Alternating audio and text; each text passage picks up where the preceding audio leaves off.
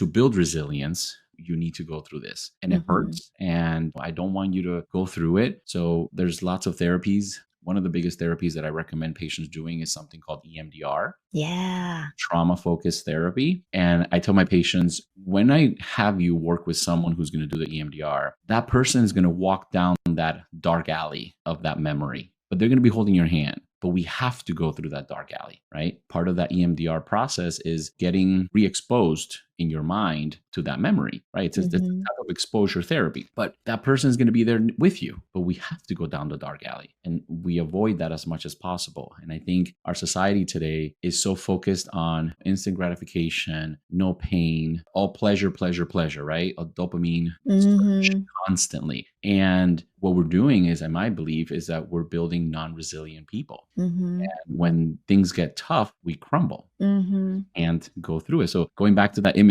and I love that story that you mentioned with someone coming in to help so you don't go through that pain, but that prevents you from having your own internal strength grow. Yeah. And unfortunately, I think today everyone is so focused on pleasure and enjoyment and this constant need for happiness that it's just not reality. It's not the world that we live in. Mhm. So, and again, don't get me wrong. I'm not saying we should all be suffering all the time. No, of course not. Or we should be going through trauma. Of course not. Right. But when someone is going through their healing process, you need to be able to step away so then they can go through that healing process on their own, because only they can separate themselves from that event. That way they can actually move forward and create their own unwilding.